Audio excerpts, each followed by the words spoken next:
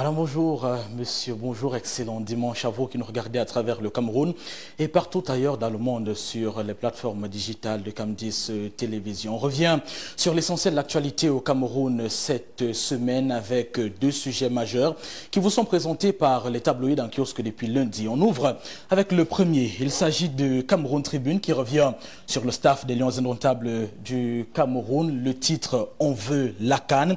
Il revient donc sur le renouvellement du contrat des sélectionneurs et des adjoints à la tête de l'équipe fanion de notre pays, Tony Conceição, le technicien portugais qui a donc vu son contrat renouvelé par les instances fêtières du football, notamment la Fédération camerounaise de football, entérinée par le ministère des Sports et de l'Éducation physique. C'était quelques jours après une alléchante rencontre entre le Cameroun et le Malawi qui s'est déroulée vendredi 3 septembre 2021, ici même à Yaoundé. Rencontre qui inaugurait le stade d'Olembe. L'autre sujet qui a fait l'actualité n'est pas loin du domaine du sport, il est même d'ailleurs très proche. Il s'agit des élections à la tête de la Fédération camerounaise de football. FECAFOOT 2021, Bonbon Njoya a battu en plein vol. Le titre a barré la une du journal La Voix des Jeunes qui revient donc sur ce processus électoral à la tête de l'instance fêtière du football camerounais. Quelques jours après un point de presse de la commission électorale qui est chargée de superviser ce rendez-vous électoral. À côté de La Voix des Jeunes, on a l'info à chaud qui est également revenu sur cette actualité. Présidence de la FECAFOOT, le Camerounais est au peu. Le Camerounais retenu parce que cette actualité-là a fait le chaud gras de la presse camerounaise également. La nationalité du Goliador quadruple ballon d'or africain a été remis en cause par quelques voix bien pensantes au sein de la Fédération camerounaise de football, notamment de la commission électorale. Information abondamment relayée par la presse. Le messager également, élection à la FECAFOOT dans l'étau de la double nationalité. Samuel Eto'o donc serait tenté d'être candidat à la présidence de la FECAFOOT, sauf que l'ancien capitaine des Lions indomptables de football serait coincé par cette question de double nationalité qui a déjà été un poison, les effets d'un poison lent pour quelques autres Camerounais, notamment Prince Ndédié Yango, Hervé Emmanuel Com, tous deux des Camerounais qui ont tenté de briguer des postes de responsabilité dans la République et se sont vus opposer cette question de double nationalité. On va donc en parler longuement et ce sera le premier sujet du débat de ce dimanche. Pour en parler autour de moi, 4 experts que je vous présente juste après cette transition.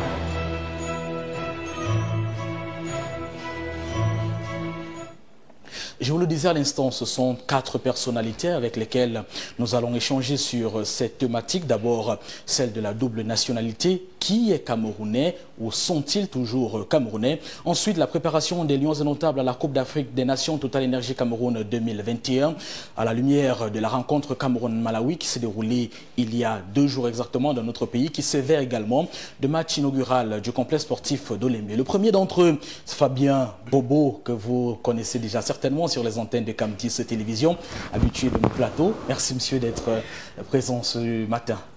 Merci monsieur Bounet. Merci de m'avoir invité. Bonjour à votre riche panel, bonjour à vos techniciens, bonjour à vos nombreux téléspectateurs qui sont dissimulés à travers l'Afrique et le monde entier.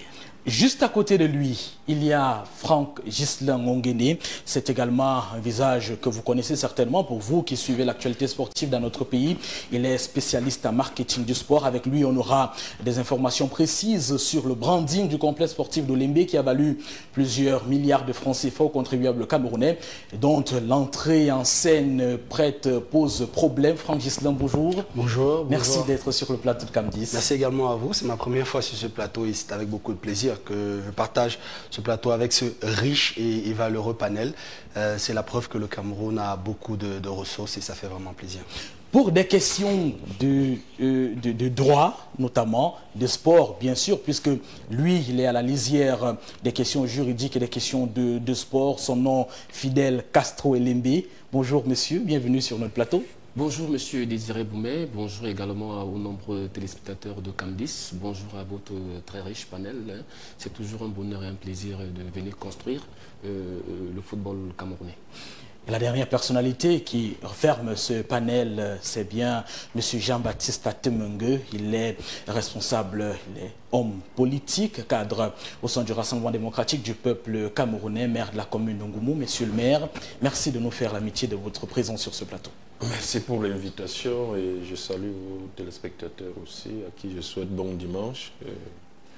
Je salue les copanélistes et j'espère que le débat sur le football camerounais sera constructif. Il sera certainement constructif, monsieur le maire, et on ouvre directement dans le vif du sujet, Fabien Bobo, avec cette question de la double nationalité.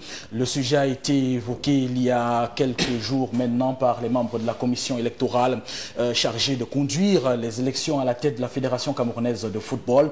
Il s'est posé un problème de double nationalité. Est-ce que la double nationalité des sportifs fait problème au Cameroun? Oui, parce que les gens veulent jouer au petit malin. En réalité, la double nationalité est un faux débat. Pourquoi j'ai dit que c'est un faux débat? Parce que on sait comment les joueurs camerounais ont pu avoir la double nationalité à l'étranger. Pour des raisons simples. Les joueurs africains qui arrivent en Europe étaient classés au même niveau que ceux qui arrivaient en Amérique latine. Donc, étaient des joueurs extra-communautaires. Donc, il y avait un quota de joueurs qui était limité, des joueurs extra-communautaires dans les clubs en France. Je parle sous le contrôle de M. le maire qui a beaucoup vécu en France. Donc, on a réfléchi qu'il fallait donner des nationalités à des joueurs africains, voire même sud-américains qui désiraient obtenir la nationalité pour donc être... pour entrer dans le package des joueurs qui ne sont plus extra-communautaires. Donc, les clubs facilitaient donc cette double nationalité aux joueurs pour permettre à ces clubs-là de recruter beaucoup de joueurs et de les aligner pendant les matchs de football. C'est comme ça donc que nos joueurs ont pu avoir la double nationalité. Et on sait très bien que pendant que ces joueurs avaient la double nationalité, ils n'ont jamais abandonné leur pays. Ils ont toujours porté très haut les couleurs de notre pays. À écouter aujourd'hui ce problème de double nationalité, par exemple dans une élection comme celle de la FECAFOOT, est une incongruité totale. Parce que de ma mémoire d'analyse de football, je n'ai jamais entendu, depuis que la FIFA et la CAF ont instauré l'élection au niveau de la fédération, au lieu de la nomination comme le faisait à l'époque l'État du Cameroun, je n'ai jamais entendu parler, enfin, d'une commission électorale à FECAFOOT parler de la double nationalité, c'est-à-dire empêchant un candidat de pouvoir postuler au poste de candidat à la FECAFOOT. Donc pour moi, la double nationalité est un faux débat. Sur le droit, Fidel Castro, lorsqu'on regarde la ligne de droit camerounais, est-ce qu'il y a quelques lignes, notamment dans le code de la nationalité de notre pays, est-ce qu'il y a des articles, des textes qui interdisent à certains Camerounais qui ont, pour des raisons ou pour d'autres, bénéficié d'autres nationalités, de postuler à certains postes de responsabilité, notamment à la tête de la Fédération camerounaise de football, puisque c'est le cas échéant? Je crois que votre question, permettez, hein, oui, votre question n'est pas très bien recadrée parce que la loi camerounaise, il y a deux lois qu'il faut mettre en juxtaposition. Oui. La première est celle de la liberté, les lois de 1990 sur les associations. Les associations de droit privé, il y a ce qu'on appelle une liberté d'association. Vous êtes libre de créer votre association et d'en déterminer le cadre réglementaire. Maintenant, est-ce que quand vous créez votre association dans votre quartier, votre association vous interdit de faire entrer un Centrafricain ou un Malien? Ça, c'est à vous de le déterminer. Est-ce que vous comprenez? Très bien. Ça voudrait dire que la loi camerounaise n'interdit pas à ce qu'une association de droit privé, il faut bien nous souligner le mot de droit privé, puisse avoir en son sein des étrangers ou encore qu'elle puisse être dirigée par un étranger. Lorsque vous parcourez la loi, le code de la nationalité, il n'y a pas d'interdiction là-dessus. Maintenant, si une association de manière personnelle, prend sur elle l'initiative de rédiger dans son règlement intérieur, dans son statut, qu'elle interdit pour le poste de président des personnes qui n'ont pas la nationalité camerounaise. Dans ce sens-là, on est donc obligé de se référer maintenant au code de la nationalité pour savoir qui est camerounais ou qui ne l'est pas. Dans le cas d'espèce, si vous permettez, dans le cas d'espèce, les nouveaux statuts de la Fédération camerounaise de football prévoient exactement que pour l'élection au poste de président de la Fédération camerounaise de football, ne peuvent être éligibles que ceux qui sont de nationalité camerounaise. Et c'est là tout le problème. Et c'est là, moi je ne sais pas s'il y a un problème là-dessus. Est-ce que, je vous relance sur la question, vous aurez certainement l'occasion de prendre la parole au deuxième tour de table. Je préfère d'abord passer la parole à Franck Ghislain. Franck Ghislain, la commission électorale de la FECAFOOT dit qu'il faut être camerounais pour postuler à la présidence de la FECAFOOT, pour être candidat. Est-ce que Samuel Eto'o, puisqu'il s'agit de lui actuellement, peut être considéré comme un étranger? Est-ce que ce monsieur-là, qui a défendu les couleurs de notre pays à travers plusieurs années, au fil des ans, qui a porté le vert ou jaune lorsqu'il remportait la Ligue des Champions avec le FC Barcelone, avec l'Inter de Milan, est-ce qu'on peut remettre en doute la camerounité de Samuel Eto'o aujourd'hui? Je pense que, sincèrement, on est vraiment dans un grand débat, mais aussi peut-être un faux débat. Pourquoi faux débat? Parce qu'en fait, techniquement parlant, Samuel Eto'o n'a pas encore candidaté à la FECAFOOT. Il n'a même pas encore candidaté à la candidature. Contrairement aux informations qui ont circulé, recoupement fait auprès des confrères béninois, jamais Samuel Eto'o ne leur a confié officiellement qu'il voulait se présenter. Donc techniquement parlant, nous n'avons même pas fait le débat sur Samuel Eto'o à partir du moment où il ne se présente pas. Maintenant, aujourd'hui au Cameroun, on sait comment on fait pour prouver sa nationalité. Il y a un document, là je parle sous le contrôle des juristes qui sont là, il y a un document qui est délivré par le juge de première instance au Cameroun qui s'appelle le certificat de nationalité. C'est sur la base de ce document qu'on vous établit généralement une carte nationale d'identité. Ce document s'obtient à partir d'un acte de naissance. Je pense que si Samuel Eto'o a son acte de naissance, je pense qu'il a... Généralement, comment nous on fait, comment on procède, on n'a pas besoin de 5 heures de temps. On va le matin, il y a même souvent entre guillemets ce qu'on appelle les apacheurs qui sont là à l'extérieur. Vous leur donnez votre acte de naissance, vous revenez dans l'après-midi, vous remettez votre certificat de nationalité, vous prenez ce document, vous allez déposer à la FECAFOOT. Je crois que le débat est conclu. Donc là, vraiment, on est dans une sorte d'euphorie qui n'a pas véritablement lieu d'être. Moi, j'ai écouté la conférence de presse du magistrat Gilbert Schlick, qui a été très clair. Il a dit, pour postuler, il faut être de nationalité camerounaise. La question de la double nationalité n'a jamais été évoquée dans ces échanges-là. Il a dit, il faut être camerounais. Je viens de démontrer comment on fait pour dire qu'on est camerounais. Maintenant, il y a certains des confrères, d'ailleurs, vous l'avez dit tout à l'heure lors de votre revue de presse, ils prennent la jurisprudence d'Ndédié Yango. Il faut rappeler que la jurisprudence d'Ndédié Yango est calquée sur un droit qu'on appelle le droit d'auteur, qui n'a absolument rien à voir avec le droit du sport, parce que le droit du sport même inclut ce qu'on appelle la citoyenneté sportive, qui est une autre composante qu'il faut pouvoir aussi analyser. Donc du coup, ce qui fait en sorte que, partant du principe selon lequel la charte olympique que le Cameroun a ratifiée, puisque c'est une loi supranationale, a ratifié, interdit la discrimination ou la discrimination de tout type. Donc à partir de ce moment-là, on pourra aussi questionner cela. Mais comme je dis, pour l'instant, c'est un débat, nous sommes dans la spéculation, puisque de toute façon, rien, mais jusqu'aujourd'hui, rien ne nous démontre que Samuel Eto'o va se présenter aux élections. D'ailleurs, rien ne nous démontre même que ces élections auront lieu, parce qu'aux dernières nouvelles, je parle encore là sur le contrôle d'un juriste, la CCA a d'abord suspendu ce processus, le temps peut-être d'y voir plus clair. Donc pour l'instant, rien ne nous dit même qu'il y aura un seul candidat. D'ailleurs, il n'y en a pas, peut-être pas Mabon Kissak qui s'est déclaré comme candidat, et peut-être Jules Denis Onana. Je pense que pour l'instant, il n'y a pas d'autres candidats. D'ailleurs, même Seydou Mbombo Njoya, que beaucoup de gens accusent de vouloir mettre les bâtons dans les roues à Samuel Eto'o, n'est pour l'instant pas officiellement candidat. Donc techniquement parlant, je pense que nous sommes vraiment dans la pure spéculation. Peut-être faudrait-il qu'on spécule là-dessus, Franck Ghislain, parce qu'il faut le reconnaître, c'est une question qui pose problème, et je m'avais passé la parole à Monsieur le maire. Monsieur le maire, le président de la République, dans son adresse à la nation, il y a quelques mois maintenant, invitait les Camerounais de la diaspora, entre autres, qui sont allés à la conquête du monde, à revenir et construire notre pays. Est-ce que cette question-là de la double nationalité qui est évoquée depuis quelques années maintenant avec une récurrence plutôt frappante, est-ce qu'elle n'est pas de nature à empêcher les Camerounais de la diaspora de revenir et construire le pays comme le président de la République l'a invité? Je pense qu'elle est de nature à empêcher l'utilisation, l'usage optimal de la diaspora. C'est-à-dire que sans la double nationalité, il y a des membres de la diaspora qui font bien des choses. Mais la diaspora pourrait faire mieux si elle bénéficiait de ce droit.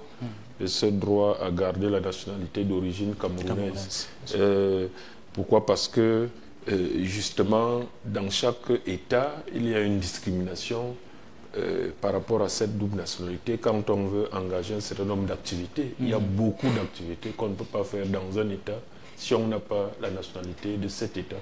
Et c'est pour ça que, effectivement, y compris là où on s'y attendait le moins, y compris dans le sport, à un moment, l'Union européenne, beaucoup d'États ont pensé qu'il fallait privilégier les joueurs nationaux avec tout ce qu'ils ont comme centre de formation et tout ça. Ils estimaient qu'avoir des clubs où on a 10 joueurs sur 11 étrangers n'était pas de nature à promouvoir l'émergence des talents nationaux. Donc, jusque-là, on a donc imposé des quotas. Et c'est pour ça que beaucoup de joueurs d'origine africaine et d'origine étrangère ont dû, pour entrer justement dans ces quotas, pour que les clubs puissent bénéficier de leurs talents, ils ont dû prendre une nationalité étrangère. Vous avez d'autres corporations, les médecins, et tout ce qui est lié au public ou au parapublic. Il y a d'autres professions libérales aussi, les huissiers de justice. Il y a un certain nombre de professions et d'activités. La foncière est liée à la nationalité. Vous savez que si quelqu'un a acquis une nationalité étrangère, beaucoup de nos membres de la diaspora se sont fait avoir ici parce que il envoie de l'argent. Même quand il veut investir sur le terrain familial, les membres de la famille peuvent au bout le discriminer en présentant qu'il n'a pas droit à 1 mètre carré parce que cette personne est de nationalité étrangère et qu'elle ne pourrait pas immatriculer son terrain familial. Donc il y a beaucoup de gens qui se sont fait évincer. Donc je pense que ça a toujours été ma conviction. J'ai beaucoup milité pour la double nationalité et le droit de vote des Camerounais à l'étranger. On a pu obtenir la possibilité de voter. Mais je crois qu'il faut aller jusqu'au bout. C'est d'autant plus que il y a un problème, j'allais dire, de discrimination là-dessus, et qui est anticonstitutionnel même, puisque les femmes qui épousent des étrangers ont le droit de garder la nationalité d'origine camerounaise. Donc, je ne vois pas pourquoi ces femmes, ces Camerounaises d'origine, ont ce droit et que tout le monde n'ait pas ce droit. Donc, à ce niveau, il y a une discrimination. Et au-delà des enjeux économiques, je pense qu'il est utile d'élargir cette possibilité à tous les Camerounais qui vont se chercher ailleurs pour qu'ils gardent cette... Et ensuite, c'est quelque chose de très moderne. Vous savez, je ne pense pas que nous, Camerounais, on soit plus nationalistes que les Chinois, par exemple. Mais vous voyez que les Chinois, lorsque, à un certain niveau des réformes, ils ont voulu impliquer la diaspora chinoise, qui est actrice numéro 1 de l'investissement direct en Chine, donc de la modernisation de la Chine. Ils ont autorisé et distribué les passeports chinois à tous ces Chinois à l'étranger qui n'avaient même pas à l'époque le droit de mettre leurs pieds en Chine. Donc, si plus nationaliste que nous a opté pour cet élargissement, je ne vois pas ce faux nationalisme que nous brandissons souvent pour dire non, ils sont allés. Bon, c'est une attitude souvent qu'on a vue dans d'autres pays, au Portugal, en Italie, et tout ça. Mais à un moment donné, je crois qu'on devrait faire le pas pour qu'on change de paradigme de nationalisme. Le nationalisme, ce n'est pas la nationalité, ce n'est pas le papier. Le nationalisme, effectivement, c'est la capacité d'aller chercher ailleurs, de copier ailleurs, d'aller chercher des ressources qui permettent de relever le Cameroun et de le moderniser. C'est ce que beaucoup d'États-nations qui sont devenus modernes ont fait. Monsieur Fabien Bobo, si on revient sur le processus électoral à la tête de la FECAFOOT de façon générale, maintenant que nous sommes d'accord sur le cas Samuel Eto'o, Est-ce que vous avez l'impression que nous sommes bientôt sortis de l'auberge avec la dernière sortie de la commission électorale de la FECAFOOT? Vous voyez des élections dans les jours à venir à la FECAFOOT? D'abord, il faut souligner que ça fait pratiquement 10 ans que dure la crise à la FECAFOOT. Alors, si elle a mis autant de temps, ça veut dire que les gens ne veulent pas être honnêtes.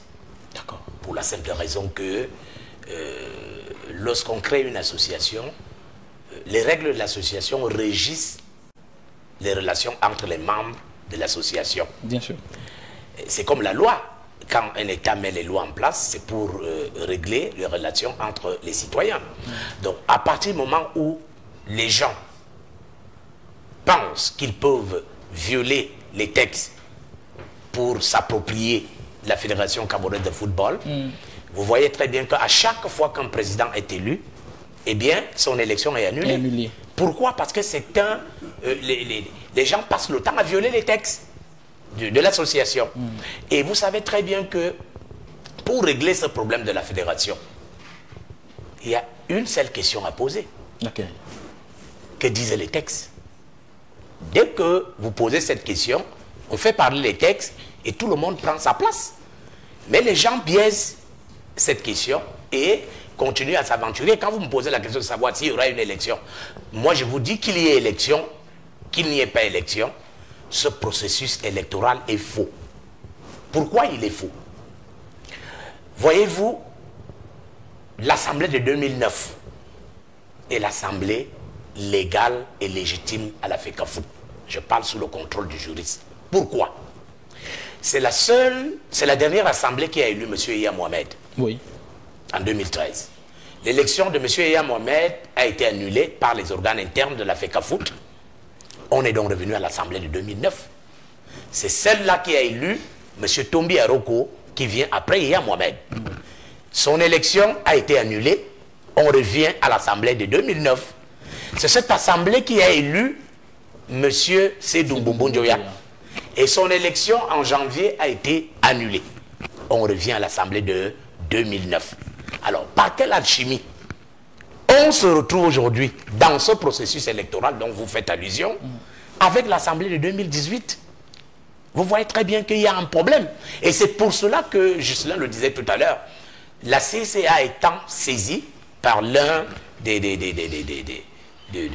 membres de la FECAFOOT, a estimé qu'il fallait surseoir ce processus électoral avant d'aller jusqu'au fond. Et moi je dis, et je suis convaincu, qu'il n'y a que l'Assemblée de 2009. En dehors de cette Assemblée, il n'y a plus une autre Assemblée. Et vous voyez très bien que ceux qui contestent ce processus électoral, eh bien, pourquoi on est allé chercher l'Assemblée de 2018?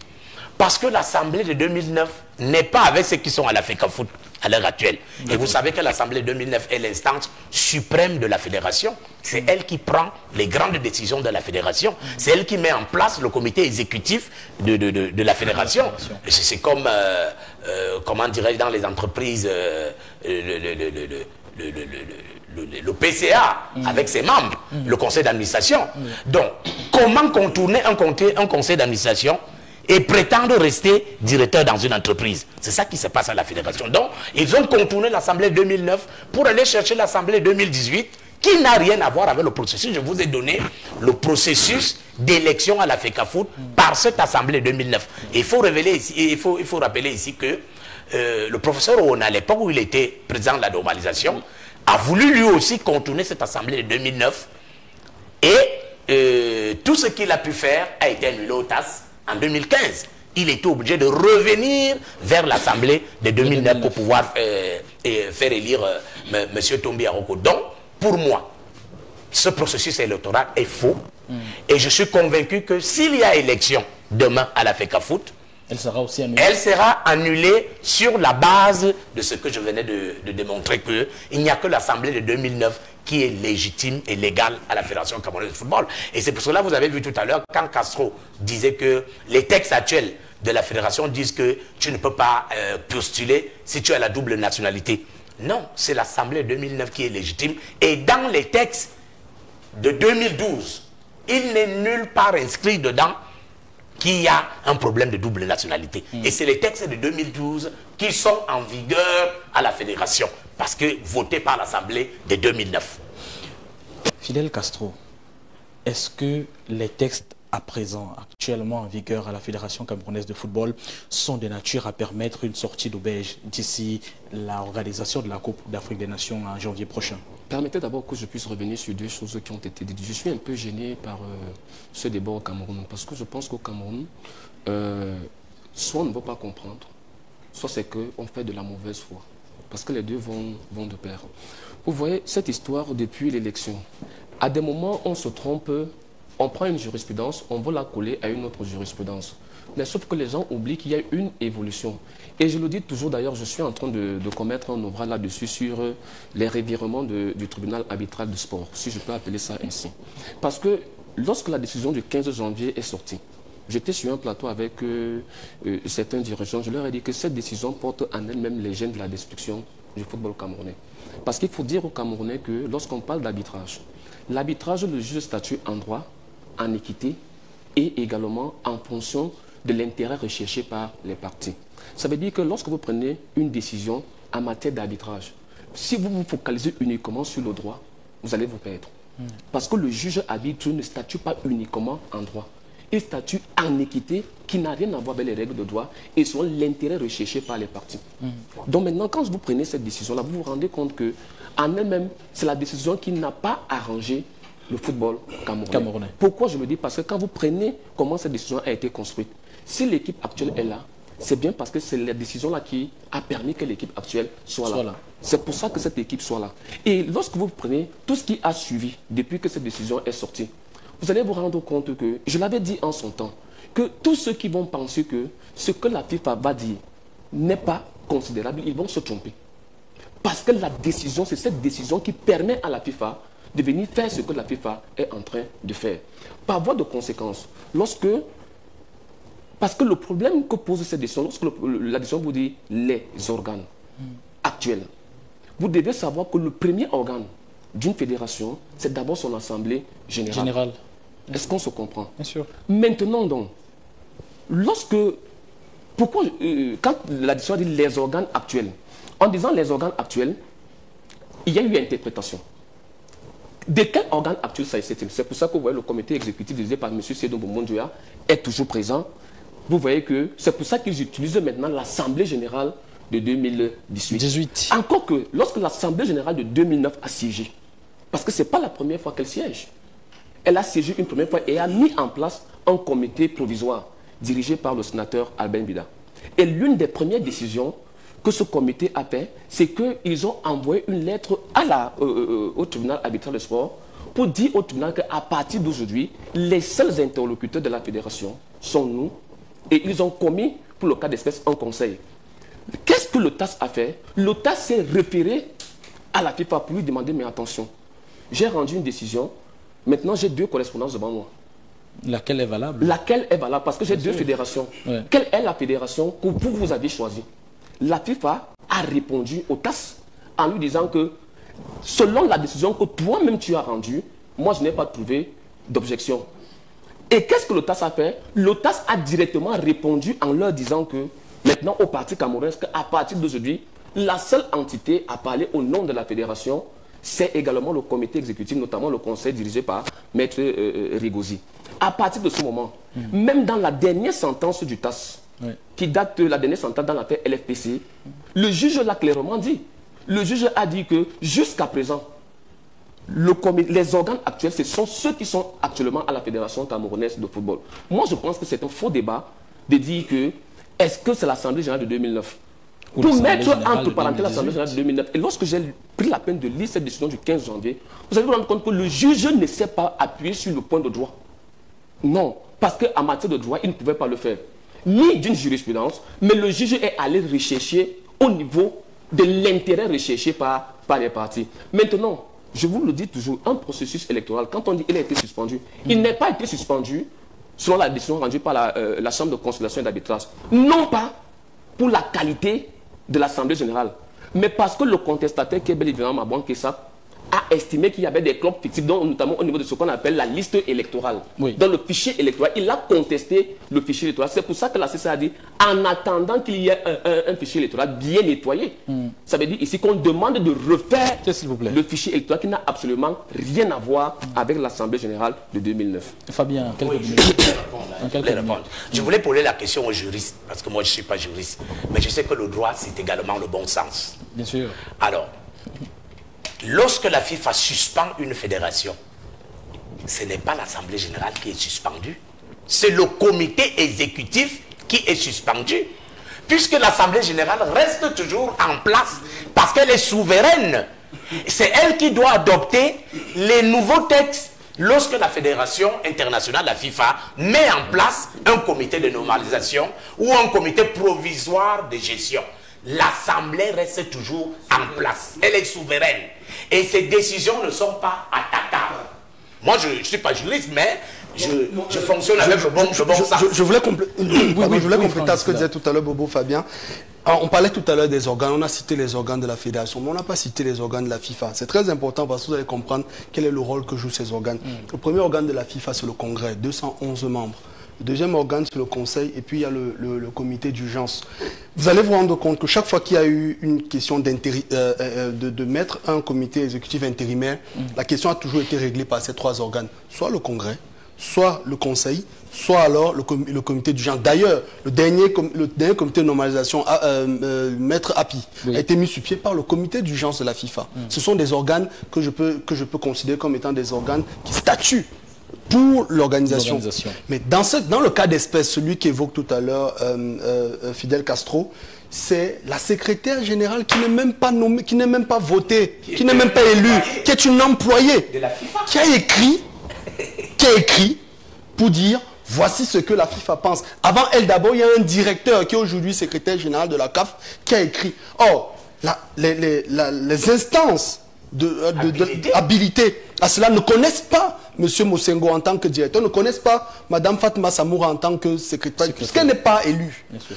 La décision aurait eu de l'impact si et seulement si le Congrès s'était assis et avait voté en disant nous plaçons un comité, nous permettons que Seydou Boumodjoya reste président de la FECAFOOT. Ça aurait été le cas tant pour le Conseil, tant pour le Congrès ou même pour le comité d'urgence. Et donc, à partir de ce moment, si on est dans ce brouhaha ou alors dans ce cafarnaum, c'est parce qu'effectivement, il n'y a aucun organe habilité qui est statué clairement sur cette affaire. Et pour revenir sur ce que Bobo Fabien disait, l'Assemblée générale, ça il l'a pas dit quand il dit c'était les organes, c'est un organe souverain. Vous ne pouvez pas changer l'Assemblée générale. Vous n'avez pas la capacité de changer l'Assemblée générale. Ce que la FIFA peut faire, elle peut changer les organes exécutifs et les commissions. C'est pour cela qu'elle parle des organes, c'est-à-dire le comité exécutif, la commission électorale, la commission ceci, la commission cela. C'est de ces organes-là que mais elle ne peut pas toucher l'Assemblée générale. C'est pour cela que, et d'ailleurs, et ça c'est par là que je ressors, cette question sur les organes, rappelons que ce n'était pas dans la décision finale du TAS. C'était un commentaire préalable à la décision. Donc techniquement parlant, et la décision elle-même dit quoi? C'est par là que je ressors, dit que les textes en vigueur sont les textes de 2012. Et où en est, pourquoi on se retrouve aujourd'hui avec des textes qui parlent de la double nationalité, de la binationalité et tout? Parce que justement, on veut transgresser les textes de 2012 que reconnaissent aujourd'hui les instances internationales. En quelques secondes, je vous ai dit qu'au Cameroun, on confond deux choses. Vous comprenez? Je vais d'abord préciser une chose ici. Ce n'est pas... Ce sont les textes qui ont précédé, c'est-à-dire les textes qui organisaient les élections qui ont été annulés. Et par conséquent, puisque le code électoral a été annulé, tout ce qui a été voté sur la base du code électoral a été annulé. Et quand on dit qu'est-ce qui a été voté sur la base du code électoral, c'est l'ensemble, c'est d'abord cette Assemblée générale qui a été constituée sur la base de ce nouveau code. Parce que le code, parce que les textes... Si c'est le code électoral qui constitue l'Assemblée générale. Écoutez-moi très bien. Écoutez, je vais vous dire deux choses pour terminer. Parce que pour qu'il y ait élection, on commence d'abord par constituer une nouvelle Assemblée générale. Oui, mais ce n'est pas le code électoral qui définit cette constitution. Pour constituer une nouvelle Assemblée générale, on commence d'abord par mettre en place des textes. Parce que ce sont les textes qui sont la base du processus électoral. Et une fois que ces textes ont été annulés, automatiquement, tout ce qui a suivi devient annulé. Et lorsqu'on vous dit que même si ça a été annulé, les organes restent là, ça veut dire que ces organes, ce sont les organes qui sont issus de cette élection. La première des choses, y compris l'Assemblée générale. Y compris l'Assemblée générale. Et maintenant, pour terminer, je voudrais dire une chose. Lorsqu'on vous dit vraiment, Patman n'a pas le droit, Patman n'a pas ceci. Moi, je peux le comprendre. Je peux dire que c'est normal. Mais sauf que lorsque le juge, lui vous dit que c'est déjà bon, vous allez encore dire quoi? Donc tout ce qu'on fait là, ce n'est que de la pub. Parce que le TAS l'a dit. Maintenant, dans un commentaire du TAS, et vous savez, dans la décision finale du TAS, il explique que les organes en place doivent rester dans la décision. Elle a 10 points. Savoir écouter est un art. Monsieur Bobo Fabien, allez-y, je prends la peine de vous écouter. Vous avez toujours la parole. Oui. Monsieur Bobo Fabien, vous deviez savoir une chose, c'est que dans une décision internationale, ne cherchez jamais à dissocier les motifs du dispositif. Et le dispositif ne répond qu'à la question que les parties ont posée au juge. Mais lorsque le juge, dans son motif, émet un point, ce point est appelé en droit un obiter dictum. Ça veut dire qu'il s'impose à tous. C'est pour ça que lorsque votre maître, le maître du comité provisoire a écrit au TAS, c'est pour ça que le TAS s'est référé à la FIFA. Et lorsque le TAS a rendu une ordonnance en disant qu'à partir d'aujourd'hui, le seul qui communique avec moi, c'est le conseil Maître Rigosi. Et tu crois que le TAS a le droit de se référer à la FIFA pour prendre une décision? Maintenant, lorsque le TAS... Tu ne crois pas que c'est un migmac? C'est une incongruité. Moi, je suis... Si vous partez à la Cour suprême du Cameroun... Un juge qui se réfère à un ami... Vous savez pourquoi il y a le désordre au Cameroun? Parce qu'il y a un ministre de la République qui avait estimé que le juge a outrepassé ses droits. Donc il estimait que le juge ne connaît rien et que lui prend ça, il froisse. C'est pour ça que je vous ai dit que le TAS prend des décisions, et c'est par là que je termine, le TAS prend des décisions qui en elles-mêmes portent des germes de la destruction. Mais lorsque ces décisions sont déjà là, on peut tout dire que vraiment le TAS n'a pas le droit de faire ça. Mais sauf que, même dans la dernière décision, dans l'affaire LFPC, le TAS l'a toujours évoqué. Et le TAS l'a d'ailleurs évoqué en un seul paragraphe. Pour dire qu'effectivement, si c'est de Momonjoua est là, c'est bien parce que moi-même je l'ai dit et la FIFA a confirmé cela. Donc votre débat sur Fatman n'avait pas le droit est dépassé depuis. Oui, on est d'accord qu'elle n'avait donc pas le droit. Monsieur le maire, on est d'accord sur ce point. Monsieur le maire, je crois que le débat qui a cours sur la décision du tribunal arbitral du sport, la Fédération internationale de football, l'association, soulève quand même un certain nombre de questionnements. Est-ce que l'État camerounais ne peut rien sur cette affaire d'élection à la tête de la FECAFOOT? Est-ce que le gouvernement de la République n'a aucun moyen de siffler la fin de la récréation? Alors, le principe de la liberté d'association et la FIFA semble vraiment trop y veiller, c'est justement cette indépendance. Et malheureusement, ces désordres, quand ils perdurent, on a aussi un regard vers le gouvernement. On vient d'investir des milliers de milliards pour des infrastructures de football, ce que d'autres fédérations n'ont pas. Et c'est la fédération où sévit un bordel depuis plus de 10 ans. Et c'est dommage parce que les jeunes générations qui devraient profiter de ces infrastructures devraient avoir une fédération qui organise avec la Ligue un championnat pour que des talents émergent et qu'on ait d'autres étaux et d'autres milles dans les jours à venir. Or, ce n'est pas le cas actuellement. Ce qui nous fait défaut aujourd'hui d'ailleurs. Et je pense qu'on ne peut pas dire que l'État ne peut rien. Il faudrait que l'État se concerte, oublie peut-être les acteurs et se concerte avec l'organe fêtier, c'est-à-dire la FIFA, pour trouver une solution d'abord juridique, parce que là, on ne se retrouve plus dans tous ces débats. Une assemblée générale, une association, c'est d'abord une assemblée générale. Il n'y a pas d'association sans assemblée générale. Et lorsque on est 15 ans après à revenir, presque 15 ans à revenir sur une assemblée générale, 2009, entre-temps, il y a eu des saisons de championnat, les clubs sont descendus, il y a eu des décès parmi les dirigeants qui étaient présents à l'époque. Donc, et plus on avance, plus ça va créer un problème, un blocage juridique. Et donc, il faut que l'État trouve une solution avec et de façon impersonnelle. Sans parti pris. Je crois qu'on a trop personnalisé le débat parce qu'il y a des égos, il y a des acteurs à l'ombre qui interviennent, il y a d'autres qui sont plus ou moins visibles et donc visiblement avec des ramifications au sein du gouvernement aussi et ça complique les choses. Je pense qu'il faudrait que l'État de façon impersonnelle règle d'abord le cadre du football de façon générale. Et si on ne revient pas à une assemblée générale, moi j'ai toujours pensé qu'à un moment, malheureusement, il y avait une situation de chantage avec la CAN que nous allons organiser. Tout à fait. Donc, ça ne donnait pas, ça ne donnait pas vraiment une liberté d'action au gouvernement, voilà. Parce qu'on tient au gouvernement là. La FIFA elle-même a toujours été une mafia. Voilà. C'est la réalité. C'est une association qui n'a pas les gouvernements américains et tout ça ont voulu un petit peu taper dessus récemment, mais on se rend compte que ça ne bouge pas tant que ça. On revient à la situation initiale malgré le départ d'un certain nombre d'acteurs majeurs qui étaient à la tête de cette organisation. Mais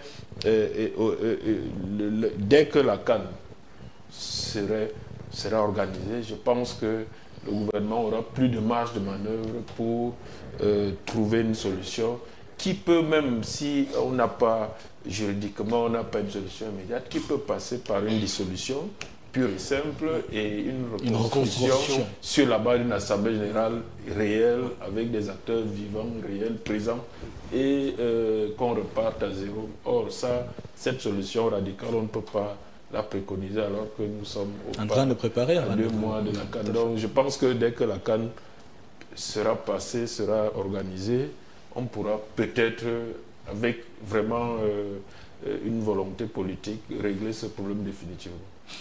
Franck Ghislain. Je voulais ajouter à la suite de M. le maire, lorsqu'il parle des morts de cette assemblée, je crois qu'à l'Assemblée nationale, les députés meurent tous les jours, mais ça n'enlève pas la valeur à l'Assemblée nationale de continuer à siéger.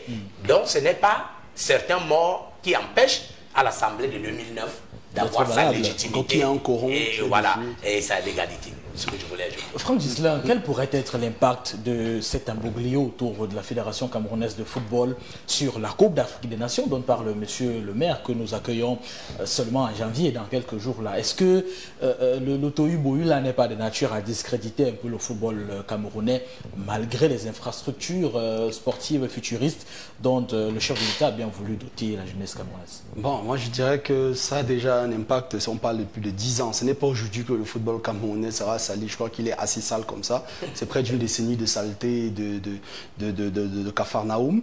Par contre, il faut aussi dire que les problèmes à la FECAFOOT n'ont techniquement pas un impact sur l'organisation de la CAN parce que en fait, la CAN, la CAF à un certain moment, c'est-à-dire lorsque nous sommes aussi près de la compétition, a pour principal interlocuteur le comité local d'organisation. Parce qu'à la fin de la journée, vous devez vous dire que la CAN c'est d'abord du business. Nous sommes clairement dans du sport business et la CAF a des engagements vis-à-vis de ses sponsors. Elle ne peut pas se permettre de laisser tout à fait. Donc ce qui fait en sorte qu'elle sait que la structure la plus stable actuellement avec laquelle elle peut communiquer et qui garantit les intérêts de ses sponsors, c'est le COCAN. C'est pour cela que vraiment que des gens se déchirent. D'ailleurs, je m'amuse souvent à le dire, depuis que ces affaires ont commencé à la FECAFOOT, jamais la CAF n'a fait une sortie dessus. Déjà, en fait, aussi faudrait-il savoir, et peut-être ça c'est aussi un autre débat, est-ce que la CAF existe même encore, c'est-à-dire du point de vue factuel? Parce que la CAF elle-même est restée sous tout à fait, parce que la CAF elle-même est sous normalisation de la FIFA. Elle est gérée actuellement par... C'est qui est une grande première. Tout à fait. Elle est gérée actuellement par un employé de la FIFA qui n'a pas encore démissionné. Voilà. Donc ce qui fait que actuellement, la CAF, vraiment, en toute sincérité... Elle n'est pas très différente de la FECAFOOT. Je dirais, si on était au quartier, je dirais qu'elle n'en a rien à faire de ce qui se passe à Tchinga. C'est vraiment le cadet de ses soucis actuellement. Il faut qu'elle satisfasse ses sponsors qu'elle n'arrive pas à satisfaire depuis à cause du Covid-19 et tout. Donc ça, c'est en ce qui concerne la CAN. Par contre, le Cameroun a intérêt à ce qu'il y ait un semblant de fédération parce qu'à la fin de la journée, l'interlocuteur direct, l'interlocuteur technique de la CAF et de la FIFA reste la FECAFOOT. Donc il faut une FECAFOOT pour que cette affaire se joue. Et c'est pour ça que je rejoins rapidement monsieur le maire. c'est clair qu'après la CAN, il faut un nettoyage total. Il faut un nettoyage, mais vraiment total. Et vous devez comprendre que si ce nettoyage ne se fait pas, nous risquons de tomber dans l'une des crises économiques les plus graves de l'histoire du Cameroun. Parce que là, le maire ne l'a pas dit, c'est 2500 milliards de francs CFA qu'on a dépensé jusque-là. D'ailleurs, tout à fait. Donc il faut rentabiliser. Et ça veut dire quoi, il faut rentabiliser? Ça veut dire que des clubs, qu'ils le veuillent ou non, doivent être professionnels. Ce n'est plus un débat. C'est-à-dire, on a passé le cap du débat. Si on veut éviter la crise, il faut... Quand un stade comme Japoma, on a vu le match à Japoma, un match à Japoma vide, ce n'est pas un match de football. C'est vraiment... C'est du grand... On reviendra dessus tout à l'heure. Du coup, il faut les spectateurs au stade. Pour que les spectateurs soient au stade, il faut que les clubs soient structurés. Et vous devez savoir une chose, comment la FIFA définit une fédération. C'est pour ça qu'il faut faire très attention. La FIFA définit une fédération comme un ensemble constitué de clubs et de ligues. Ça veut dire qu'en fait, si les clubs sont structurés, ipso facto, la fédération sera structurée. Bien sûr. Puisque c'est clair, si les ligues sont structurées, ipso facto, la fédération sera structurée. Et c'est pour cela que casser, quand on dit recommencer à zéro, c'est vraiment recommencer à zéro au niveau des clubs. Il y a ce chantier-là qu'il faudra aborder. Et puis bien sûr, il y a le chantier de la DTN, on en parlera tout à l'heure quand on parlera de l'équipe nationale. Si on n'a pas une DTN, pas un DTN, parce qu'actuellement, le Cameroun, depuis longtemps, a un DTN qu'on a cloîtré dans une petite chambre au quartier Hippodrome. Et c'est pas ça la direction. Il faut une DTN, c'est-à-dire un laboratoire national de fabrication des Samuel Eto'o de demain. Et ça passe par là. C'est-à-dire, si on parle de l'ANAFOOT, on doit être une ANAFOOT qui a au bas mot niveau de Clairefontaine. Et donc, ça passe par quoi? Ça passe par une restitution totale du football camerounais. Et c'est clair qu'il faudra casser tout après la CAN. On y revient tout de suite. Le temps de prendre une petite respiration. Vous avez certainement introduit, vous avez remarqué également à la maison, quelques bases du prochain thème qui sera abordé dans cette édition du Grand Débat. Il s'agit de la performance des Lions indomptables du Cameroun. C'était vendredi contre le Malawi, ici même à Yaoundé, au complexe sportif d'Olembe. Cette rencontre-là est importante de plusieurs points de vue. D'abord, elle inaugurait le complexe sportif, mais aussi et surtout, c'est l'un des pas importants de la température, de la préparation des Lions indomptables à la Coupe d'Afrique des Nations Cameroun Total Énergie Cameroun 2021. On en revient juste après la transition.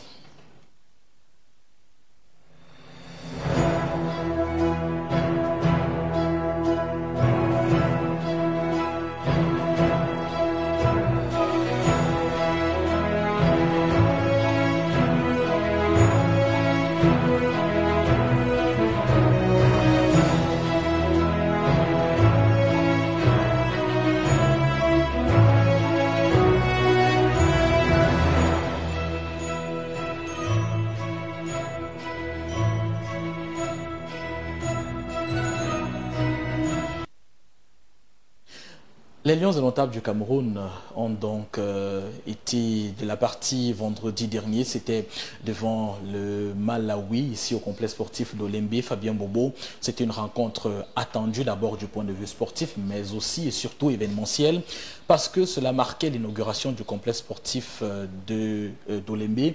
Question simple, est-ce que c'est une entrée manquée pour le stade Olembe?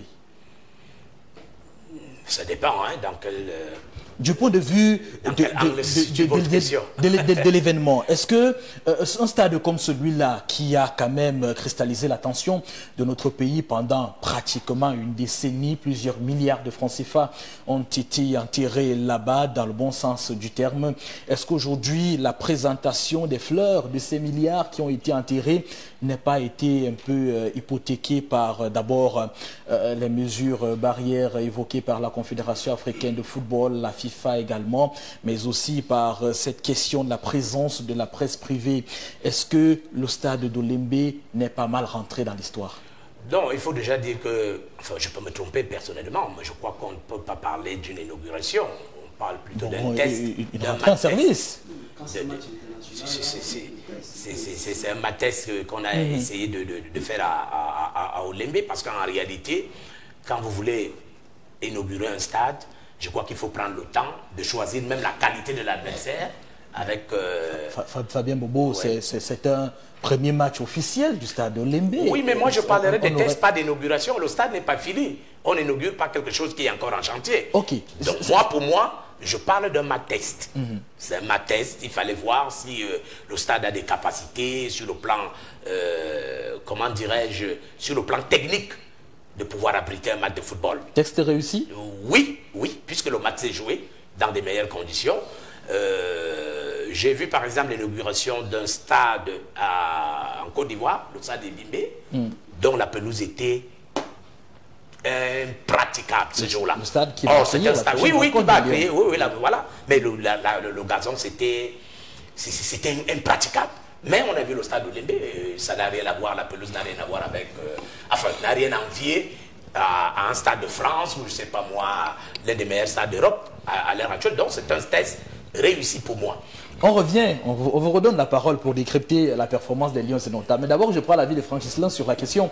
Est-ce que le test comme dit le grand frère et le père Fabien Bobo, est vraiment réussi du point de vue marketing? Est-ce qu'on n'a pas un peu gâché l'ambiance qui devrait animer l'entrée en scène de ce complexe sportif qui est quand même l'un des plus grands, sinon le plus grand de ce pays, peut-être même de la sous-région? C'est un test totalement manqué, gâché même. C'est du gâchis. Je pense que c'est du gâchis. Pourquoi? Parce que je ne sais pas pourquoi on s'est entêté à aller jouer à Olembe, sincèrement. C'est-à-dire qu'il y avait tellement de choses qu'on pouvait faire, sauf aller jouer à Olembe. Parce qu'en fait, vous savez, Olembe, c'est la plus grosse fierté de l'histoire du Cameroun en matière de sport. Vous savez, ce n'est pas un stade lambda. Ce n'est pas...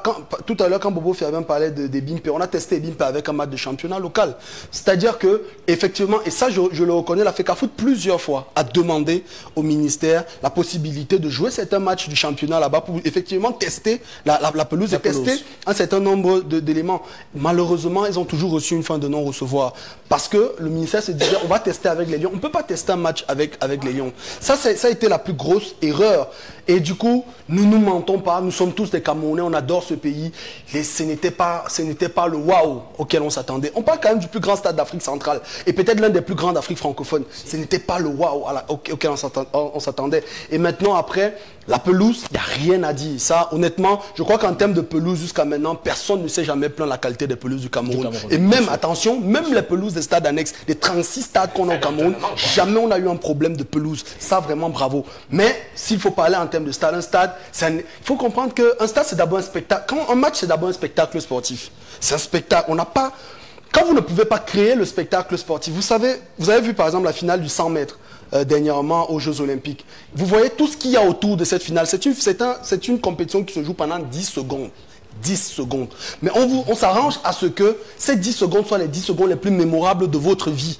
Avec les jeux de lumière, les fanfares, les ceci. On crée vraiment on crée l'ambiance. Et quand vous ne pouvez pas créer cette ambiance-là, c'est dommage. Et puis il y a un autre aspect. D'ailleurs, déjà j'anticipe en vous demandant de ne pas me passer la parole tout à l'heure lorsqu'on parlera de l'aspect du contenu du match, parce que par solidarité pour mes confrères, je trouve que la presse camerounaise a plus que jamais été bâillonnée, chiffonnée, et on ne méritait pas ça. La presse camerounaise mérite plus. C'est pour ça que je dis, je ne vais pas prendre la parole tout à l'heure quand on parle du contenu. Donc je profite de cette prise de parole pour boucler avec ça. Je pense que le droit à l'information est un droit fondamental pour tout Camerounais. Lorsque vous enlevez le droit à l'information en Camerounais, vous attaquez directement à ces droits les plus fondamentaux. Et moi, j'ai pensé que ça a été une grosse insulte. On a voulu nous faire croire que les protocoles Covid, c'est la CAF qui avait interdit aux médias d'aller dans les stades. Dieu merci, on a eu la correspondance de la CAF qui n'a absolument rien à voir avec cela. Elle parle des protocoles Covid. Je pense que tout le monde a un exemplaire du protocole Covid qui inclut bien sûr les médias. Demande tout simplement aux médias de venir avec leur test Covid négatif. Lorsque vous avez votre test Covid négatif, vous avez accès à la salle de conférence et puis vous avez accès à la zone mixte. Et donc, clairement, on a compris qu'il y a eu un complot contre la presse privée. Et moi, je ne peux pas être complice de ce genre de choses. Je pense que ce match, effectivement, et les confrères, pour la plupart, ont respecté le mot d'ordre. Ne pas faire de compte rendu de ce match-là. J'ai apprécié l'attitude des confrères. Je veux saluer ici le président de l'AJSC Littoral, Marc Chouamot, qui est vraiment monté au créneau et qui a démontré que la presse a encore son mot à dire dans un pays où les gens pensent que la presse ne peut plus parler. Donc bravo à ces confrères-là qui ont refusé de faire des comptes rendus, qui ont refusé de couvrir la conférence de presse, et nous allons toujours vous soutenir, nous serons toujours avec vous. C'est ce qu'il faut dans un pays de droit et de loi. Fidel Castro, pourquoi est-ce que la presse privée n'a pas été conviée à couvrir ce match, n'a pas été autorisée à couvrir ce match? Est-ce qu'il y a des choses à cacher à Olembe actuellement? Est-ce que le stade n'est pas prêt? A priori, ceux qui vous écoutent au quartier peuvent effectivement dire qu'il y a des choses à cacher à Olembe. mais je vous dis que... Quel est votre point de vue on ne sur peut la pas question? cacher quelque chose qui est visible. D'accord. Vraiment, on ne peut pas... Olembe n'est pas... On va certainement avoir quelques images du complexe sportif Olembe d'Olembe avec le concours de la réalisation. situé dans un no man's land où personne ne peut s'y rendre. Olembe, c'est à quelques encablures de Yaoundé. Mais ces gens de la presse privée, à chaque fois que la Confédération africaine de football est en visite au Cameroun, à chaque fois que le ministre des Sports est en visite dans ces chantiers, mais ils sont là. Mais pourquoi ils ne seraient donc pas là? Non, c'est pour ça que je vais dissocier. Je veux dire qu'il n'y a pas quelque chose à cacher à Olembe. La non-présence de la presse privée, ce n'est pas parce qu'on a quelque chose à cacher. Parce qu'ils y vont. Je crois qu'une semaine avant la rencontre, ils étaient là. Qu'est-ce qui justifie donc la Maintenant, non-présence à cette rencontre? la question maintenant est ailleurs. Les organisateurs de ce match, qu'est-ce qu'ils recherchaient? Tout à fait. Ça, c'est la grande question qu'il faut se poser. Quand on lit le communiqué du team presse officiel, qu'est-ce qu'ils recherchaient clairement pour ce match exactement? Moi, je crois que sur le plan purement politique, il fallait simplement démontrer que Olembe existe et que Olembe est déjà là. Non, vous pensez que la voix de la presse privée pour le montrer n'aurait pas été nécessaire? Je vous ai dit qu'au Cameroun, permettez que je puisse dire quelque chose. Au Cameroun, notamment en matière de football, on a un problème sérieux. Lequel? Parce que cette guéguerre entre la fédération et le ministère des Sports est en train de plomber la politique sportive mise en place par le président de la République, son Excellence Paul Biya. Vous ne pouviez pas me dire qu'autour d'un simple match de football, qu'il y ait des contresens entre la fédération et le ministère. Vous ne comprenez même pas ce qui se passe parce que chacun d'entre eux veut présenter patte blanche et chacun veut dire que c'est moi qui commande. Ce qui fait que lorsque l'un n'est pas content, l'autre se met entre... Quand vous prenez le communiqué de la CAF vous dit qu'elle a reçu autant pour moi les messages tronqués. Moi, je dis, moi, je ne peux pas. Qui présentait des informations moi, l'observateur que je pose, que je suis, je pose une question centrale. Depuis l'année 2020, 2021, la CAF a effectué au minimum 30 visites au Cameroun. C'est vrai. Moussengo en a pris pas. Je paye les impôts. Quand ils viennent ici dans mon Hilton Hotel, c'est les frais du contribuable. Ils prennent des voitures luxueuses, c'est les frais du contribuable. Ils se pavanent à Garoua, à Bafoussam, à Yaoundé. Ils prennent des vols. Qu'est-ce qu'ils vont donc faire tous les jours au stade? Pour venir dire qu'ils ont des informations. Parce qu'on dit information lorsque toi-même tu n'es jamais parti vérifier. Mais ce que tu as vérifié une semaine à l'avance, comment tu peux venir me dire que cette information est tronquée? Je crois que ce communiqué, la CAF aurait dû faire de ne même pas signer ce communiqué. La CAF aurait dû faire de se taire. Parce que le bâillonnement de la presse n'est pas du fait de la CAF, c'est un problème de camerounisérie. C'est un problème de camerounisérie. Il faudrait que, et c'est là où moi j'interpelle le Premier ministre chef du gouvernement, il faudrait que chacun reprenne sa place dans ce pays. Parce que tel que c'est parti, je vous dis tel que c'est parti, nous ne sommes pas prêts parce que les histoires de la fédération, les histoires de combat entre le ministre des Sports et le président de la fédération camerounaise de football sont en train de plomber. Non pas parce que M. Paul Biya, lui, il a déjà réussi sa canne. Vous savez pourquoi il a réussi sa canne? Parce qu'il a doté le Cameroun des meilleures infrastructures sportives que le continent peut avoir. Maintenant, l'organisation technique et proprement parler, c'est pour nous autres. C'est-à-dire Franck Gislain, M. Bobo et M. le maire qui est assis ici. C'est maintenant à nous de construire notre héritage, de s'approprier cet héritage que le président Paul Biya a bien voulu offrir au Cameroun et à l'Afrique tout entière. Bien entendu. Monsieur le maire, quelle intelligence est-ce qu'on peut bien trouver dans le refus de la présence de la presse privée à ce match d'ouverture, test grandeur nature du complexe sportif d'Olembe? Je crois que mon prédécesseur, M. Castro, a dit tout ce qu'on pouvait dire dessus.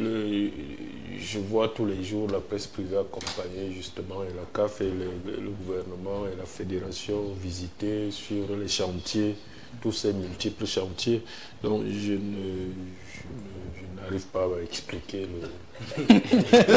ce scénario. Ce scénario, je ne le... Si c'était justifié par les mesures barrières, en tout cas par la pandémie, je crois que dans ce cas, il n'y aurait pas de match, tout simplement. Oui, donc, s'il y a match, ça veut dire que tout le monde qui vient peut respecter un certain nombre de mesures qu'on peut leur imposer.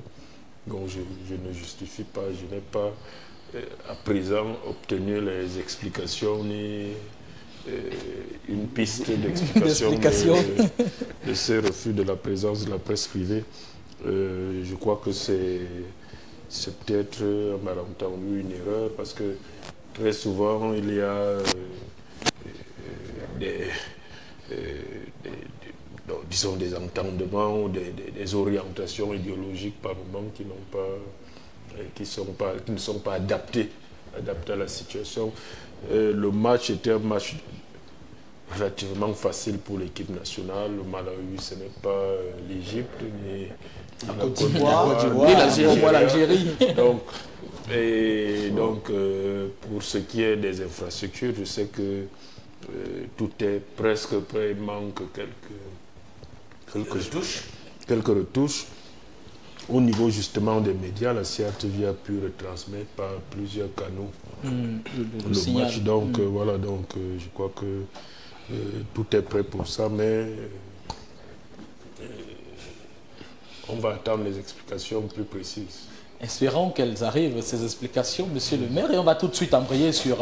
Je voulais ajouter en quelques secondes. En quelques secondes, à la suite de Castro, parce qu'il parlait des guéguerres entre la fédération et le ministère des Sports. En réalité, les guéguerres ne devraient pas exister. Pourquoi? L'équipe nationale du Cameroun est la propriété exclusive de l'État du Cameroun. C'est pour cela que vous verrez qu'elle s'habille avec les couleurs nationales. C'est pour cela que vous verrez que quand l'équipe nationale joue, on exécute l'hymne national. Donc la fédération n'est que quelqu'un dont l'État a donné une partie de sa gestion de gérer. Donc quand le patron est là, est-ce que celui à qui on a légué le plus, peut le moins. Voilà. Donc la fédération en réalité ne devrait pas avoir des guéguerres avec le ministère des Sports qui est sa tutelle. Parce que tutelle veut dire, je peux me tromper, hein, en français facile, droit de regard et contrôle. Donc la fédération doit se soumettre. Lorsque le ministère des Sports a déjà pris une position, elle doit tout simplement accompagner le ministère des Sports. Pour ouvrir les échanges sur la performance des Lions indomptables du Cameroun, je vous propose d'abord de regarder tous ensemble, messieurs, ce résumé du match Cameroun-Malawi. C'était vendredi dernier, on l'a dit. Au complexe sportif d'Olembe, le Cameroun l'a emporté 2-0 face au Malawi. Je vous propose de regarder et on revient juste après. L'histoire retiendra que les Lions indomptables ont inauguré la belle pelouse de Lembe par une victoire. C'est dans un stade Paul Biya, malheureusement sans public, que le Cameroun a accueilli le Malawi dans le cadre de la première journée des éliminatoires de la Coupe du Monde Qatar 2022. La victoire ne fut pas difficile à se dessiner pour les coéquipiers de Vincent Aboubakar qui, sur une passe chirurgicale de Koundé Malong, a rapidement ouvert le score à la 9e à Abidjan le 6 septembre prochain. Les éléphants pour leur deuxième sortie de ces éliminatoires.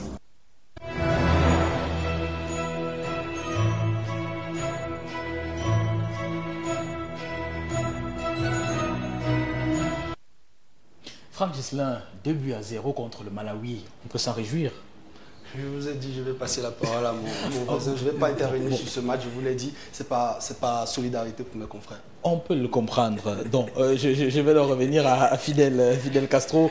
Est-ce qu'il y a de quoi se féliciter à l'issue de cette rencontre entre le Cameroun et le Malawi de vendredi? Oui, je voudrais souhaiter que mon frère Franck Ghislain soit plus solidaire avec l'État du Cameroun qu'avec... Je le suis d'ailleurs, parce que l'État du Cameroun est un État de droit. Parce que vous savez, il y a, même quand ils vont au Limbe, vous faites des visites, il y a certains confrères qui sont exclus. Oui. Mais je n'ai jamais vu qu'il y ait une solidarité avec ceux qui sont exclus. Donc je crois qu'on doit plus être solidaire envers... parce que l'équipe nationale est au-delà d'une confrérie. Voilà. Oui. Maintenant, pour répondre... Je suis sûr que Franck Ghislain vous a entendu. Maintenant, pour répondre à votre question, on peut se satisfaire du 2-0, oui. N'oubliez pas que nous sommes dans les éliminatoires de la Coupe du Monde. Et moi, je dis toujours, c'est mon avis, mieux vaut perdre une Coupe d'Afrique des Nations que de rater une participation à la Coupe du Monde. Franck, qui est marketiste, il le sait très bien, c'est que la mamelle nourricière du football camerounais, parce qu'il n'y a pas de sponsor au Cameroun. D'ailleurs, je loue ici et je salue la bravoure de l'équipe de Franck Ghislain qui a fait un travail exceptionnel dans le canon sportif de Yaoundé et qui a démontré que la jeunesse peut.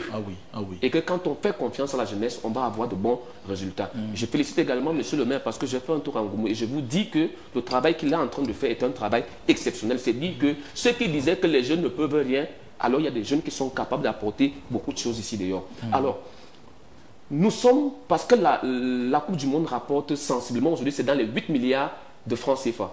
Et c'est ça qui nourrit le football amateur, même si vous allez me dire après que ces 8 milliards parfois disparaissent. Ça, c'est la faute maintenant. En tout cas, il n'arrive pas entre les mains des joueurs. Et ça, c'est maintenant la faute à ceux qui ont la charge de gérer cet argent-là. Mais c'était une parenthèse. C'était une parenthèse. Parce que maintenant, nous sommes dans un championnat où chaque point est nécessaire.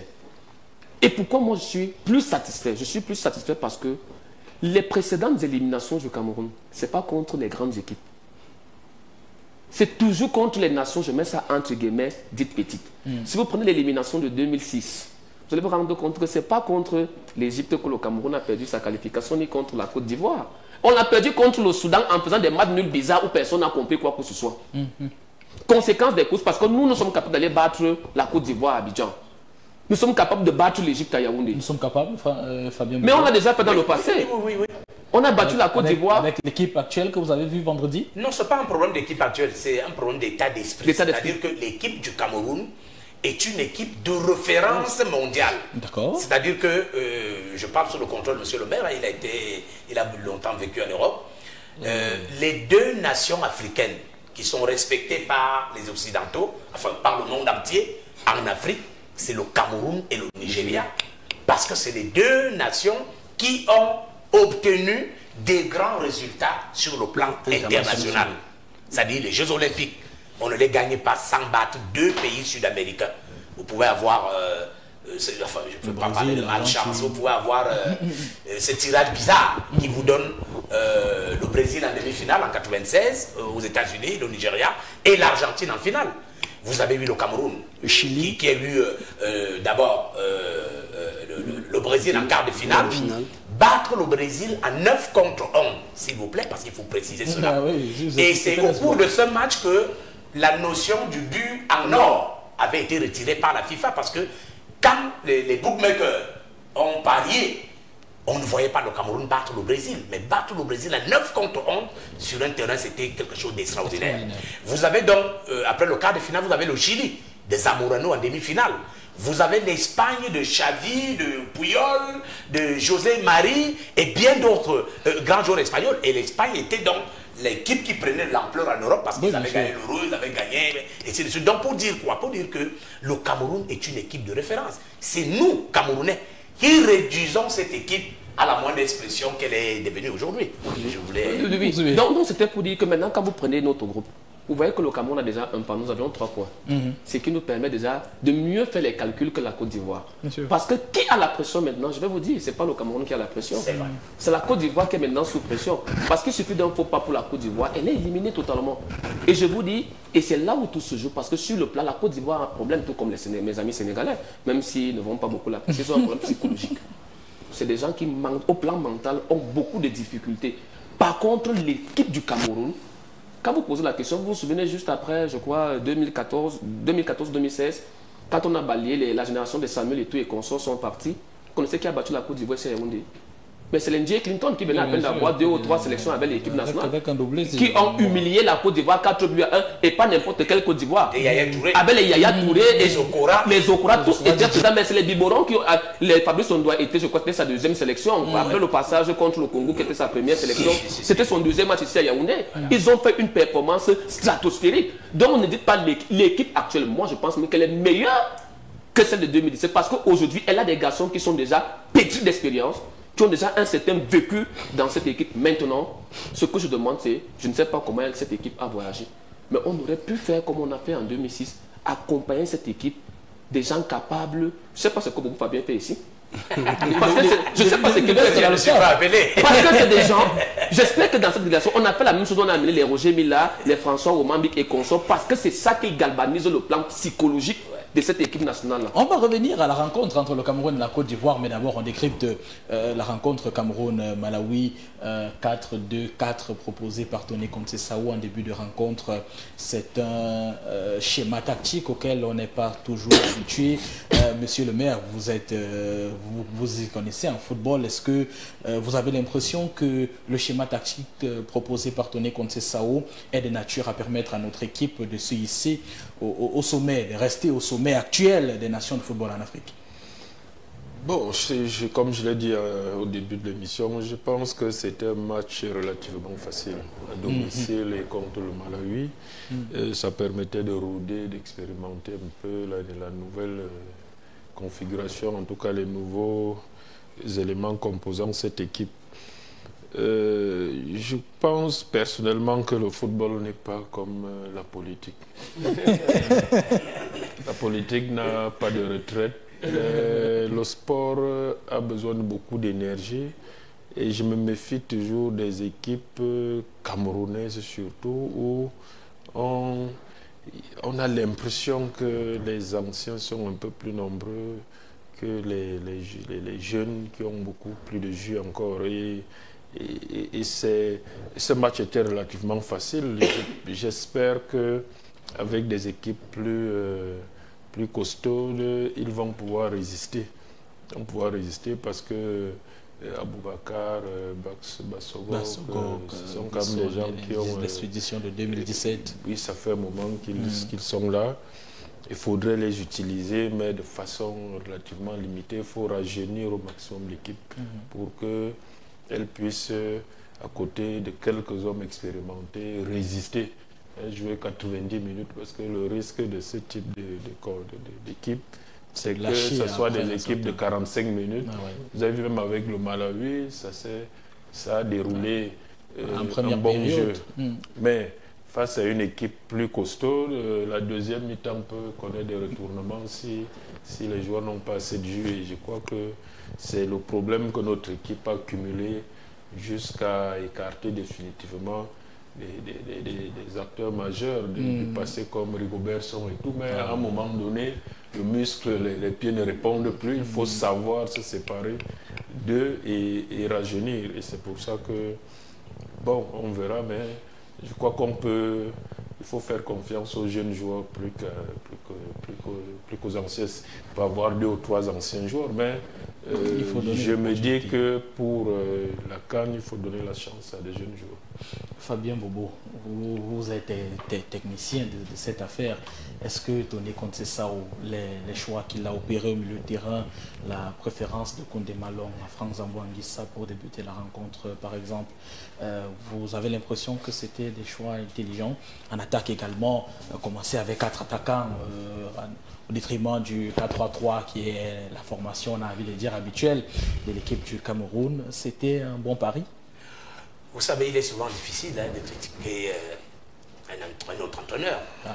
Bon, mais je crois que vous avez posé une question tout à l'heure, monsieur le maire, le choix tactique ou alors le dispositif, le 4, vous avez parlé de 4-2-4. 4-2-4 et tout ça. En fait, ce n'est pas le dispositif ou bien le choix tactique qui cause problème dans un match de football. C'est la capacité de l'animation de ce dispositif-là. Parce que quand on le met sur pied, on l'anime en fonction de la difficulté qu'on trouve en face. C'est pour cela que vous voyez, on peut partir d'un 4-3-3, finir en 4-5-1 ou c'est pas moi. 4-2-3. Voilà, pardon, c'est pas, le dispositif n'est pas statique. L'animation varie en fonction des difficultés qu'on peut trouver. C'est pour cela que vous verrez par exemple un entraîneur, à peine un joueur est entré au stade ou alors un joueur commence, il le remplace. Parce qu'il sent que le danger vient par ce joueur-là pour son équipe. Donc pour limiter la casse, il est obligé de sortir ce jour et mettre quelqu'un d'autre. Donc en réalité, ce n'est pas un problème de Zambo-Anguissa au banc ou bien Koundé Malong qui commence. En fait, une grande équipe, c'est la capacité d'avoir des grands joueurs. Et les grands joueurs, il faut les avoir au niveau des titulaires et également au niveau du banc de touche. Parce que la qualité du banc de touche, c'est ça qui fait une grande équipe. Vous voyez très bien que quand Koundé Malong commence, on ne sait pas que Zambo-Anguissa est au banc de touche, parce qu'ils ont presque le même profil, les mêmes qualités. Bon, maintenant, si Koundé Malong a un carton et que l'entraîneur estime que il a plus de gnac, comme on dit au quartier, hein, la gnac, un peu comme Rigobert était. Il peut prendre un deuxième carton et mettre l'équipe en difficulté. Vous verrez bien qu'il peut sortir Koundé et réinjecter Zambo-Anguissa. Donc c'est un problème de stratégie, de choix de choix de l'entraîneur, parce que la stratégie, en fait, c'est des coups de pied arrêtés sur un stade. Donc, pour dire quoi? Pour dire que on peut se réjouir des 3 points, Castro l'a dit tout à l'heure, parce que dans les matchs éliminatoires d'une compétition, le nombre de points compte d'abord. Il faut d'abord glaner les points. Maintenant, le nombre de buts également, il faut marquer beaucoup de buts. Si jamais à la fin des décomptes, la Côte d'Ivoire, qui est l'une des meilleures équipes de notre poule, parce qu'en fait, c'est avec elle que nous devrons discuter la place d'aller à la Coupe du Monde. Si nous nous retrouvons au même nombre de points et que nous avons marqué plus de buts que la Côte d'Ivoire, logiquement, nous passons le goal average. Donc, le fait que la Côte d'Ivoire ait fait match nul au Mozambique donne l'avantage à l'équipe du Cameroun, elle qui a gagné à domicile par 2-0. Donc nous avons 3 points plus 2 buts d'avance. Donc quand nous allons en Côte d'Ivoire maintenant, si nous avons, comment dire, l'appétit, on peut aller là-bas avec des intentions de battre la Côte d'Ivoire, parce qu'elle n'est pas une foule de guerre. Et ce n'est pas la première fois que le Cameroun bat la Côte d'Ivoire en Côte d'Ivoire. Et si nous sommes prudents, que l'entraîneur se rend compte que en vouloir gagner, on peut s'exposer à perdre le match, eh bien, il limite la casse de prendre au moins 1 point, ce qui nous mettrait à 4 face à la Côte d'Ivoire, alors qu'elle va commencer à 1 point. Donc, il faut regarder tous ces paramètres-là, ne pas être trop gourmand pour remettre la Côte d'Ivoire sur le chemin de ces éliminatoires-là. Mais je reste convaincu, monsieur le maire l'a dit, je suis parfaitement d'accord avec lui, il faut rajeunir l'équipe.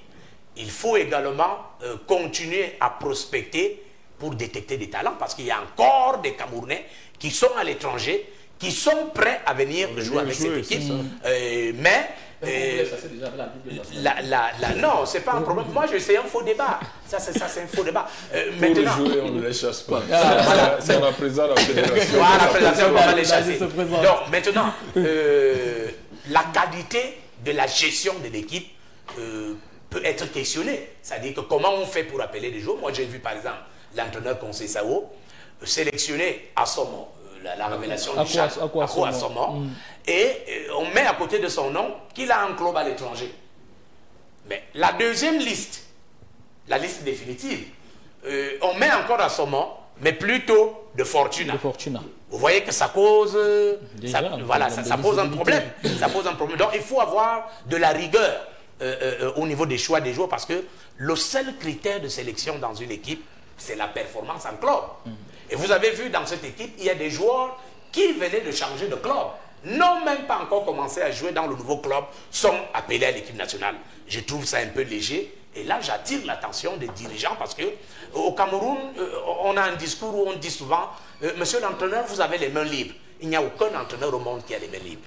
Dès lors que l'entraîneur a pour patron le président de la fédération, et au-dessus du président, le ministre des Sports, qui peut faire des suggestions en disant, écoutez, il m'est parvenu que, voilà, il y a telle chose, est-ce qu'on peut régler ça rapidement? Donc, il faut regarder la qualité des joueurs appelés, parce qu'il ne faut pas oublier que nous préparons une CAN. Et cette équipe qui a commencé les éliminatoires va se bonifier au fil des matchs, et on pourra déjà avoir ce qu'on appelle la colonne vertébrale, l'ossature de l'équipe, pour donc greffer au fur et à mesure que nous avançons des éléments complémentaires. Moi, j'ai vu par exemple Ganago, qui joue dans, je crois, Lens en France, l'utiliser en milieu de couloir. C'est un avant-centre. En milieu de couloir, vous avez vu, il a perdu énormément de ballons, parce qu'il n'a pas cette facilité de dribble que peut avoir un Bassogok dans le couloir gauche. Donc, il faut l'utiliser à l'axe. C'est un avant-centre qui, d'une pirouette, peut se retourner et frapper au goal et marquer un but. Donc, c'est des petits détails que nous devrons continuer à travailler. Mais, comme le disait tout à l'heure, j'ai beaucoup ri. Quand Castro demande qu'est-ce que je fais ici, c'est que chez nous, on n'a jamais voulu que nous, qui vivons cette affaire depuis 72, parce qu'il faut le dire, je suis le football camerounais depuis les années 72. Donc, j'ai une grosse expérience de cette affaire. J'ai vu toutes les grandes stars du Cameroun jouer au championnat du Cameroun avant de s'exiler en France. De Roger Mila, Ounjita, Oussambanak et les autres. Donc, il faut nous écouter parfois. Mais je me réjouis parce que moi, j'aime mon pays. Je suis en discussion très poussée avec des familles des internationaux camerounais qui veulent revenir à l'équipe nationale du Cameroun, parce qu'ils avaient été déjà Non, pas mis de côté, ça veut dire qu'ils étaient... comment dirais-je, c'est le terme qui m'échappe. En fait, ils étaient visés par l'équipe de Suisse. Okay. Vous savez que 3 Camerounais étaient visés par l'équipe de Suisse. Il y avait Freddy Mveng, il y avait Oberlin qui jouait à balle, et il y avait Brel Mbolo. Et Brel Mbolo allait à l'équipe de Suisse, pourquoi? Parce que Federer, qui est natif de balle, a pesé sur le dossier Brel Mbolo. Il allait voir les parents, ils ont donné beaucoup d'argent, c'est comme ça que la Suisse nous a arraché Brel Mbolo. Vous savez que c'est un garçon, c'est le neveu de Zélé, le bombardier, le musicien, et l'enfant à sa grande sœur. Il était même ici il y a quelques jours. Donc il aime le Cameroun. Mais il y a donc 2 qui sont restés. À l'heure où je vous parle, nous sommes en discussion très poussée avec les familles pour les convaincre de nous donner ces garçons parce que eux, ils peuvent servir à notre équipe. Mais maintenant, est-ce que nos dirigeants sont donc prêts à ce qu'on vienne avec les dossiers de ces joueurs et leur dire voici des garçons? Est-ce que ça se joue vraiment au niveau des dirigeants? Je crois que ce problème de sélection à l'équipe nationale nous a posé beaucoup de problèmes. Voilà. C'est pour ça qu'on a connu une traversée des déserts. Voilà. Vous aviez un capitaine, pour le citer, Samuel Eto'o, qui avait ses préférés. Voilà. Vous aviez un groupe qui, à un moment même, nous a fait perdre beaucoup de talent. Voilà. État Mémaillère. Voilà. J'estime que le Joseph Désiré Job, qui était l'un des plus grands talents qu'on ait eu à un moment, à 17 ans, à l'âge réel, appelé à l'équipe de France, qui a perdu sa place à Lyon, à l'équipe de France à l'époque, pour avoir choisi le Cameroun. Le clan national l'a totalement exclu et a gâché énormément sa carrière. Donc lorsque ces clans-là se forment entre l'encadrement, l'équipe et les mêmes personnes qu'on garde parfois plus qu'il n'en faut au sein de l'équipe, évidemment beaucoup de talents que nous avons à l'étranger, on les perd. C'est bien beau de les ramener, mais encore faut-il que les gens les intègrent. Et j'ai l'impression que le maire a oublié Matip. Il a oublié Matip. Voilà, le copinage et peut-être même c'est ce qui a toujours été le soupçon, le monnayage des places de l'équipe nationale. Ça a fait perdre beaucoup de compétition à l'équipe. On a connu une traversée parce qu'on a voulu maintenir les mêmes artificiellement à l'équipe, alors qu'il y avait des talents. Je crois qu'il faut libérer le jeu et mettre tout le monde à l'œuvre. Voilà, et privilégier l'efficacité, le résultat, y compris avec les encadreurs. Parce que quand ça se fait avec la complicité d'un encadreur, à la première défaite, où,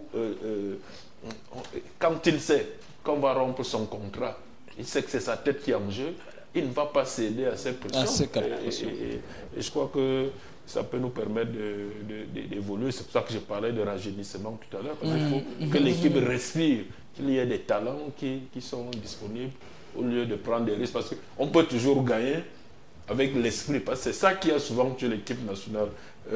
Nous avons un esprit de conquérant et tout. Donc, parier sur cet esprit seulement ne suffit pas. Et beaucoup de gens ont cru que ça pouvait aller. À un moment que les lions, ce sont les lions, on va y aller avec nos copains, on va y aller. Mais on a vu, on est sorti de la Coupe du Monde de plus de 2-3 cannes avec 0 point. Il n'y avait pas cet esprit quand le physique et le talent n'était pas là. Mais Franck Gisela, maintenant qu'on est sorti de la rencontre Cameroun-Malawi, j'espère que vous allez prendre la parole. Je crois qu'il est revenu à des meilleurs partisans. Castro lui a rappelé que c'est quand même le pays. Bon, les individus, ça vient après. Franck Gisela, est-ce que ce problème de rajeunissement de l'effectif au sein de notre équipe nationale, dont parle M. le maire, n'est pas fonction de la préparation à la base? Est-ce que le Cameroun aujourd'hui a des outils pour créer ses propres talents au cas où ces jeunes Camerounais qui sont soit partis trop tôt, qui sont parfois même nés là-bas en Europe, ne voudraient pas revenir jouer pour la sélection nationale? Je pense que le Cameroun aujourd'hui a les moyens, au moins les moyens infrastructurels de pouvoir fabriquer ses propres talents. C'est pour ça que j'ai dit tout à l'heure, il y a 2 instruments avec lesquels nous ne devons pas blaguer. Le premier instrument, c'est la DTN, mais une vraie DTN cette fois-là, c'est-à-dire... C'est quoi une vraie DTN? Une vraie DTN pour moi, c'est quoi? C'est un laboratoire où vous avez toutes les légendes de la formation et de l'entraînement qui travaillent en collégialité pour fabriquer au quotidien des stratégies et des méthodes pour nous mettre sur pied des joueurs au quotidien. Je vais vous prendre un cas simple. Il y a un constat qu'on n'a pas fait depuis le début de cette campagne. On n'a pas de joueurs de latéralité. On n'a pas de latéraux gauche. Comment, même droit, c'est des joueurs vraiment forts. Il ne peut pas. Vous voyez, il se retrouve. C'est une faille énorme. Tout à fait. Au sens propre, au sens figuré. C'est une faille. Tout à fait. Et donc, oui, face au Malawi, ça va. Ok, mais face à la Côte d'Ivoire, il faudra. On va ressentir ça. Parce que justement, et là, la question qu'on va se poser, nous avons une équipe qui a gagné la Coupe d'Afrique 2018, de U17. Je suppose que cette équipe avait au moins un latéral gauche. Il est où le garçon? Le U20 en Mauritanie, on a eu, pour moi, c'est l'une des meilleures participations des équipes jeunes en compétition. C'est vrai, je ne sais pas pourquoi cette équipe n'est pas allée loin dans la compétition, mais ils ont fait un premier tour incroyable. Je crois qu'ils ont fait du 9 points sur 9 carrément, avec Mila et To. C'était vraiment quelque chose. C'était une génération dorée. Où, je suppose que cette équipe avait au moins un latéral gauche. Il est où? Les U23 ont joué une CAN en Égypte. Je crois que dans cette cuvée de U23, je vois Umgwet, Onla et Ganago. Ils sont où les autres? Ils sont où les défenseurs? Il y a